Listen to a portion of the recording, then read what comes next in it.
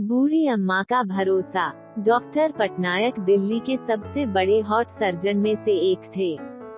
ये कहना गलत नहीं होगा कि उनके जैसा डॉक्टर वहाँ कोई नहीं था।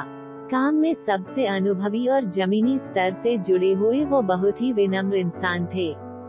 एक बार डॉक्टर्स के बड़े समूह को अपने अनुभव उनके साथ बांटने के लिए उन्हें आमंत्रित किया गया।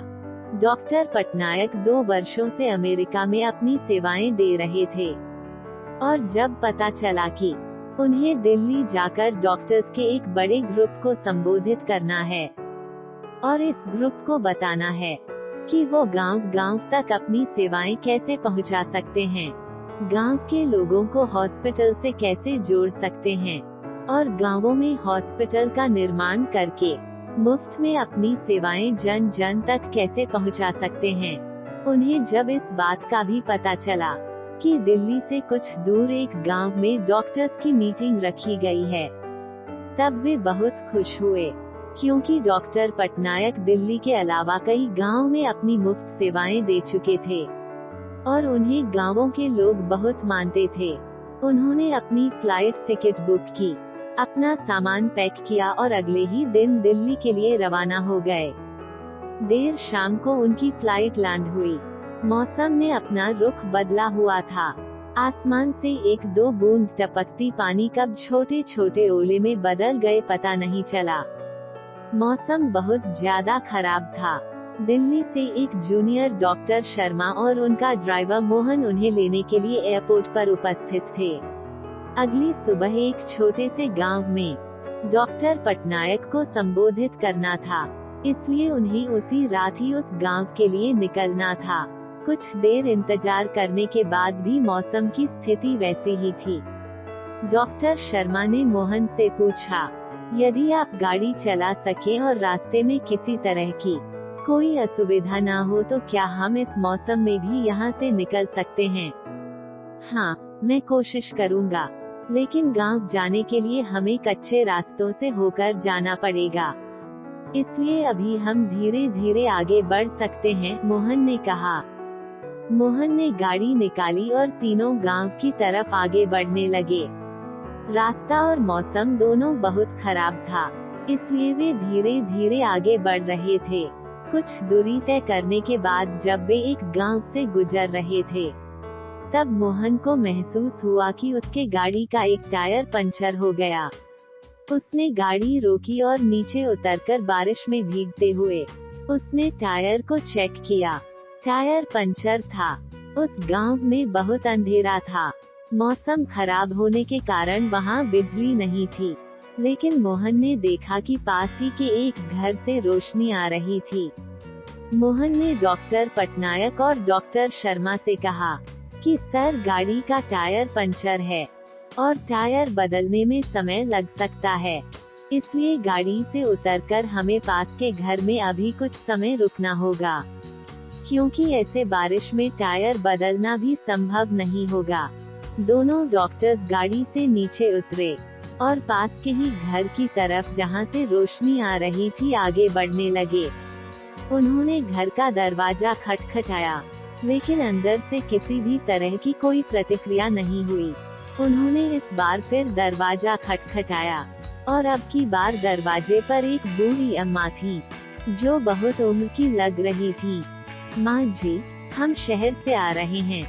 मौसम बहुत खराब है और यहाँ हमारी गाड़ी भी खराब हो गई है। यदि कुछ समय तक आप हमें यहाँ रुकने दें तो आपकी बड़ी मेहरबानी होगी, डॉक्टर शर्मा ने बूढ़ी अम्मा से कहा। क्यों नहीं, आप सब अंदर आइए, मैं आपके लिए चाय बनाती हूँ, बूढ़ी अम्मा ने जवाब देते हुए कहा।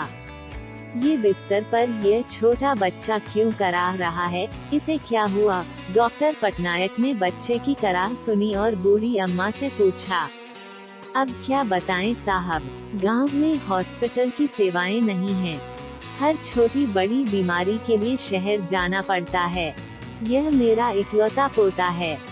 शुरुआत में इसे खांसी थी, धीरे धीरे इसकी छाती में दर्द होने लगा और जब मैंने इसके इलाज की प्रक्रिया पता की तो मुझे पता चला कि मेरा पोता एक बहुत बड़ी बीमारी से जूझ रहा है।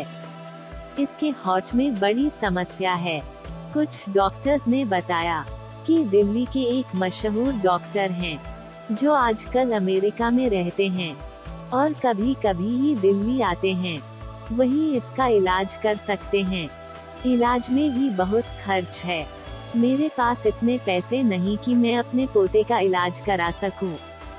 गरीबी और हॉस्पिटल न होने के चलते ही मैं अपने बेटे और बहू को भी नहीं बचा सकी, वो भी बीमारी से लड़ते हुए ही चल बसे। मेरे पोते के साथ ऐसा न हो और वो जल्दी स्वस्थ हो जाए, इसलिए मैं रोज हर समय भगवान के सामने दिए जलाए रखती हूँ ताकि भगवान मेरे इस चिराग को बुझने न दें। मैं हर जो भगवान से प्रार्थना करती हूँ कि जब भी डॉक्टर पटनायक दिल्ली आएं, तो मुझे किसी के माध्यम से पता चल सके और मैं उनसे मेरे पोते की जान बचाने की भीख मांग सकूं। अब सब मैंने भगवान पर छोड़ दिया है साहब, ऐसा कहकर बूढ़ी अम्मा रोने लगी। ये सब बातें जब डॉक्टर शर्मा, ड्राइवर मोहन ने सुना तो उनके चेहरे पर एक अलग ही चमक दिख रही थी। डॉक्टर शर्मा बूढ़ी अम्मा के पास गए और उन्होंने उनका हाथ पकड़ते हुए कहा, माँ जी, आप जिन डॉक्टर पटनायक की बात कर रही हैं, वो आपके सामने ही खड़े हैं। डॉक्टर पटनायक ने बूढ़ी अम्मा से उनके गांव वाले कार्यक्रम के बारे में पूरी बात बताई और यह भी विश्वास दिलाया कि उनके पोते का वो मुफ्त में इलाज करेंगे और गांव-गांव तक चिकित्सा की सेवाएं पहुंचाएंगे। ये सुनने के बाद बूढ़ी अम्मा को विश्वास हो गया कि इस दुनिया में विश्वास कितना जरूरी है और उस भगवान पर विश्वास कितना जरूरी है जो आपकी दिल से निकली दुआओं और प्रार्थनाओं को कबूल करते हैं। अगली सुबह सभी डॉक्टर्स को डॉक्टर पटनायक ने संबोधित किया और उन्हें गांव-गांव में हॉस्पिटल और चिकित्सा से जोड़ने के लिए हर संभव प्रयास जो वो सब कर सकते हैं इसके लिए कहा। बूढ़ी अम्मा के पोते का इलाज हुआ और वो अब स्वस्थ है। गांव-गांव तक डॉक्टर्स पहुंचे और हॉस्पिटल खुलने लगे। दोस्तों, इस कहानी से हम क्या सीख सकते हैं? उस भगवान पर भरोसा रखिए जो आपके साथ कभी गलत होने नहीं देगा। वो किसी न किसी रूप में आकर आपका साथ देगा। अपनी हिम्मत को टूटने मत दीजिए। दोस्तों, अगर आज की मेरी यह कहानी आपको पसंद आई हो तो लाइक, शेयर, सब्सक्राइब जरूर करें। धन्यवाद।